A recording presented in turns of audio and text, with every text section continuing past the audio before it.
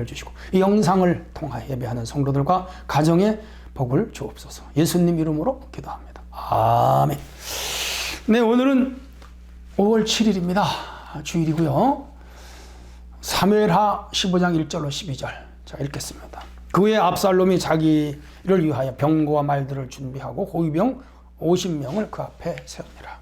압살롬이 일찍 일어나 성문 길 곁에 서서 어떤 사람들이든지 송사가 있어 왕에게 재판을 청하러 올 때에 그 사람 불러 이르되 너는 어느 성읍 사람이냐 하니 그 사람의 대답이 종은 이스라엘 아무 지파에 속한 나이다 하면 압살롬이 그에게 이르기를 보라 내 일이 옳고 바르다마는 내 송사를 들을 사람이 물 왕께서 세우지 아니하셨나이다 하고 압살롬이 이르기를 내가 이 땅에서 재판관이 되고 누구든지 송사나 재판을 있어 내게로 오는 자는 내가 정의를 베풀길 원하노라 하고 사람이 가까이 와서 그에게 절하려 하면 압살롬이 손을 펴서 그 사람 붙들고 그에게 입맞추니 이스라엘 무리 중에 왕께 재판을 청하러 오는 자들마다 압살롬의 행함이 이와 같아서 이스라엘 사람들의 마음을 압살롬이 훔치니라.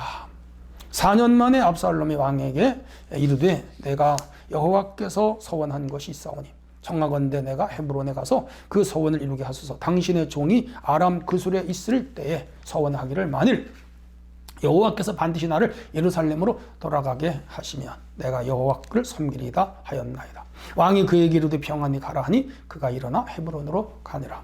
이에 압살롬이 정탐을 이스라엘 모든 지파 가운데 두루 보내어 이르기를 너희는 나팔 소리를 듣거든 곧 말하기를 압살롬이 헤브론에서 왕이 되었다 하라 하니라. 그때 청함을 받은 200명이 압살롬과 함께 예루살렘으로부터 헤브론으로 내려갔으니 그들은 압살롬이 꾸민 그 모든 일을 알지 못하고 그저 따라가기만 한 사람들이라.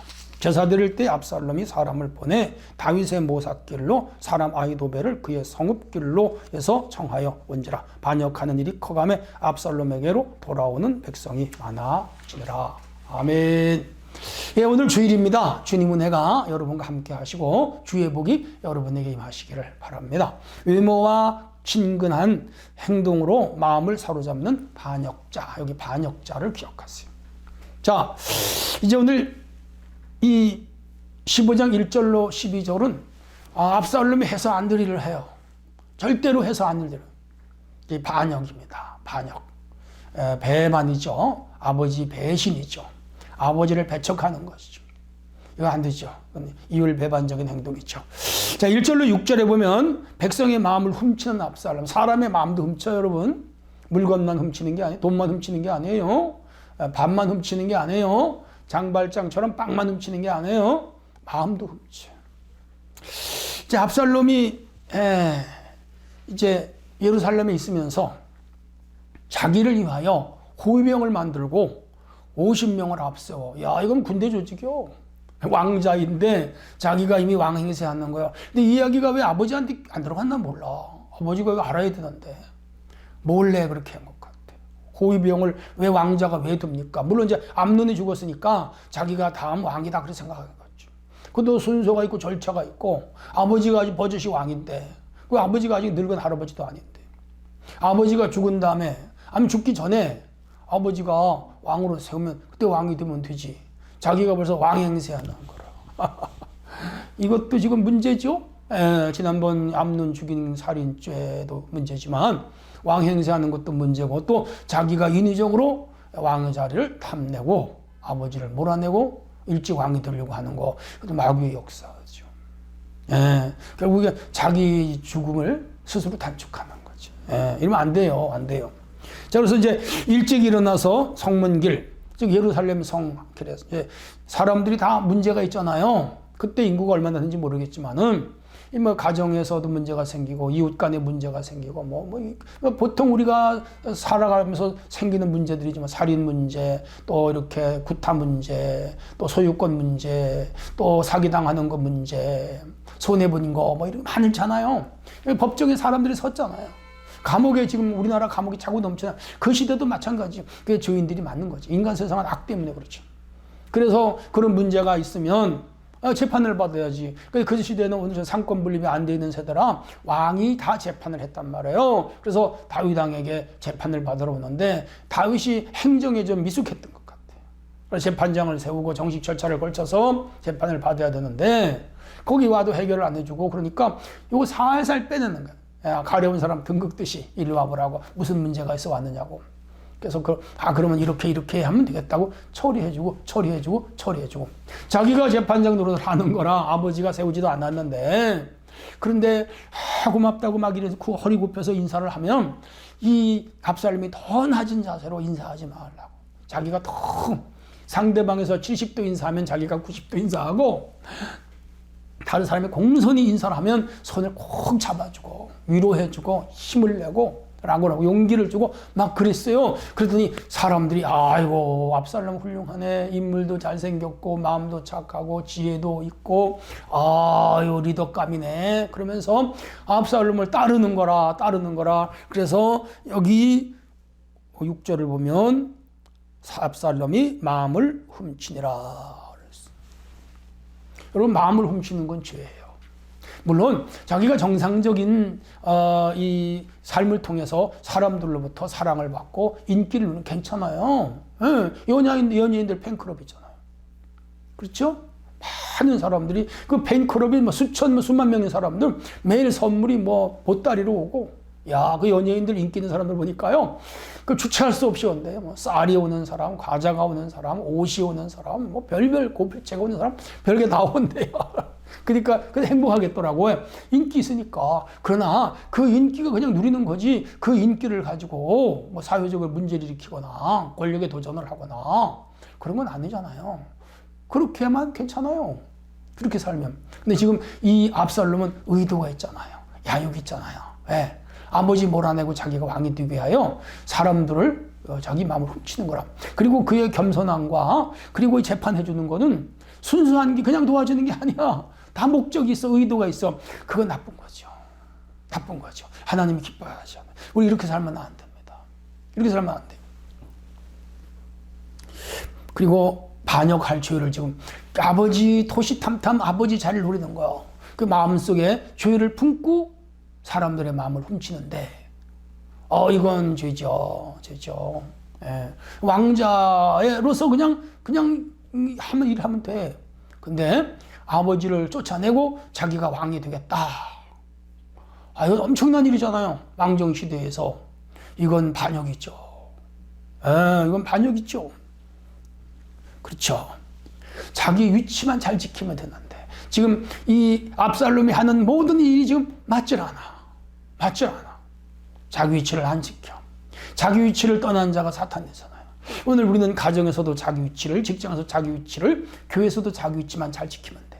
남의 위치 탐내지 말고, 남 시비 걸지 말고, 남 해치지 말고, 남 걸고 넘어지지 말고, 자기 일만 열심히 살아가는 거.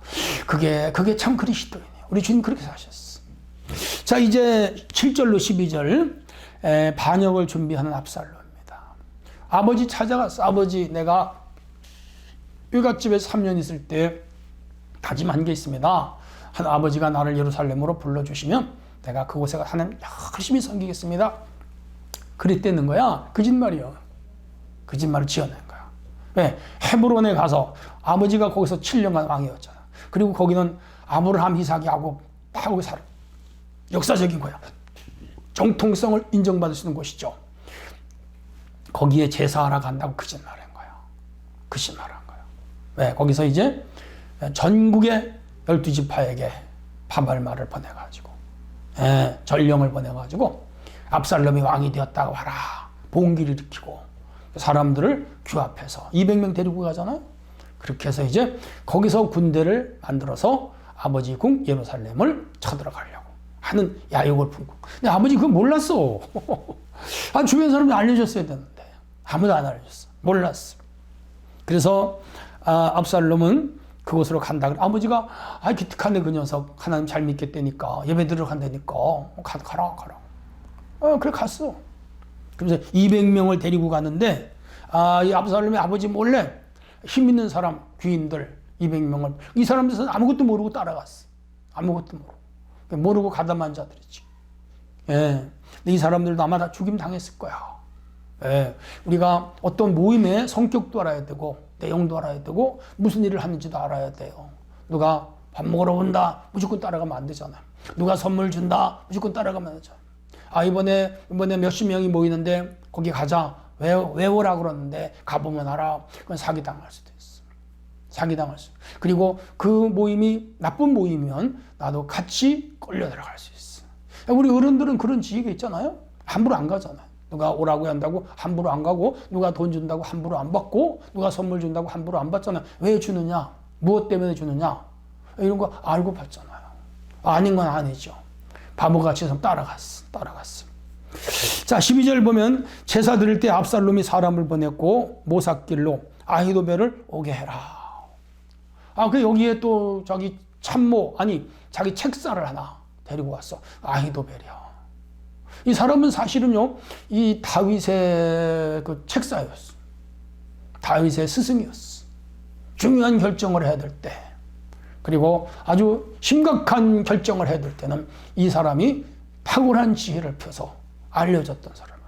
근데 아버지의 책사를 빼돌렸어. 근데 이 사람이 이 압살롬이 나쁜 짓 할 거 다 알아. 그럼 갔어요. 왜 갔을까요? 이 사람이 사실은요, 밧세바의 할아버지야. 그리고 그 밧세바를 다윗이 나쁜 짓으로 뺏은 것도 알고, 그리고 우리아를 전쟁터에 내몰아 죽인 것도 알아. 압살롬, 이 다윗 밑에 이 아히도벨이 있으면서 그 다윗을 나쁘게 생각한 거야. 나쁜 놈이라고, 왕이지만. 그래서 그의 아들 압살롬 편으로 섰던 것이죠. 그리고 이 아히도벨의 아들은 엘리압인데, 이 엘리압의 아버지가 이 아히도벨, 그리고 이 엘리압은 30명의 두령 가운데 하나인데, 그 30명의 두령들은 이 다윗이 우리아 전쟁터에 내몰아 죽이고, 그리고 그의 아내 뺏은 거 알잖아. 사실은 그 두목들이 이 다윗 밑에 있긴 있지만 다윗의 그 윤리적인 행동에 대해서 아주 밉게 생각했지. 근데 이 아히도벨이 그래서 버리고 이 압살롬에게 간다. 그래서 사실은 이제 앞으로 나옵니다만은 이 압살롬의 이 난이 실패로 돌아가요. 그러자 이 아히도벨은 자기 고향에 내려갑니다. 아마 스스로 목숨을 끊었나 그건 잘 모르죠. 앞으로 보면 나올 것 같아요. 그렇게 해서 그는 불행한 치호를 갖게 됩니다.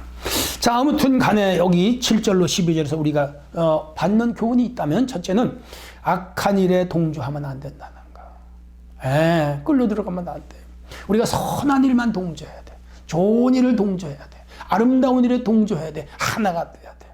그러니까 아름다운 일을 하는 곳이 어디죠? 교회죠. 그래서 에베소서의 바울은 끊임없이 하나가 되라. 주도 하나요, 성령도 하나요, 세례도 하나요, 믿음도 하나요, 하나님도 하나시다. 하나가 돼야 된다. 맞아요. 근데 마귀는 언제나 분열시키고 갈라놓고 나쁜 일을 꾸미고 불의한 일을 만들어내. 거기는 동조하면 안 되죠. 우리가 회사에서도 불의한 일을 동조하지만 안 돼. 동네에서도 불의한 일에 동조하면 안 돼. 국가에서도 불의한 편에 서면 안 돼. 언제나 우리는 정의 편에 서야 돼. 그게 그리스도인이죠. 또 하나는 악한 일은 절대로 꾸미지 말자. 지금 이 압살롬이 하는 일은 꾸미는 거라. 모든 그 정상적인 절차를 밟아야 돼. 그렇죠? 우리가 공부를 하는 것도 정상적인 절차를 밟아요. 자격증을 따는 것도 정상 절차를 밟아요. 회사에 취직을 하는 것도 정상 절차를 밟아요. 우리가 집을 사는 것도 정상 절차를 밟아야 되고, 우리가 세상에 하는 모든 일이 국가가 정해놓은 정상 절차를 밟아서 가야 돼. 그렇게 인생을 살아야 돼. 그런 문제가 안 생겨. 그런데 불의하게 나쁜 방법, 불의한 방법, 비정상적인 방법으로 얻는 것들은 어느 날 다 잃어버릴 수 있어. 돈을 버는 것도 정상적으로 벌어야지 비정상적으로 벌면 다 잃어버릴 수가 있어. 잃어버릴 수가 있어. 그래서 절차적 민주주의. 아시죠? 모든 것에 절차가 필요하다. 또 하나는 질서를 깨지 말자. 맞아요. 지금 이 다윗이 왕인데 나라 다스리는데, 그럼 물론 하자가 있어요, 윤리적으로. 그럼에도 하나님이 지금 그를 쓰고 있어. 근데 이 압살롬은 질서를 깨. 그리고 자기가 불쑥 왕이 되겠다는 거로. 하나님 기뻐하지 않아요. 자기가 왕이 되고 싶으면 절차를 밟아야 됐고, 혹 하고 싶으면 하나님께 기도해서 응답받아야 돼. 아히도벨을 부르지 말고 선지자를 불렀어야 돼. 그리고 이 일을 위하여 기도해달라. 아마 선지자 하지 말라 그랬을 거야. 왜? 정상 방법이 아니니까. 그러면 하지 말아야지. 근데 자기 개인적인 욕망에 사로잡혀 이 일을 추진했다가 결국 상수리 나무에 머리가 매달렸잖아요. 요압이 단창을 가지고 찔러 죽여버렸어. 요압이 여갓집에 가서 데려오라고 두구와 여인을 세워서 연극까지 해가지고 데려온 그 압살롬인데 그 압살롬을 요압이 죽여버렸어. 야, 왜 그렇죠? 이 압살롬이 불의한 일을 했으니까. 그래서 하나님은 상 줄 자를 상 주고 벌 줄 자를 벌 준다. 우리는 이 땅에서도 벌 받게 살면 안 되죠. 상 받게 살아야죠. 축복의 성도들이 되기를 바랍니다. 하나님 아버지, 오늘도 말씀을 깊이 생각하면서 말씀 안에서는 우리가 되게 하옵소서. 예수님의 이름으로 기도합니다. 아멘.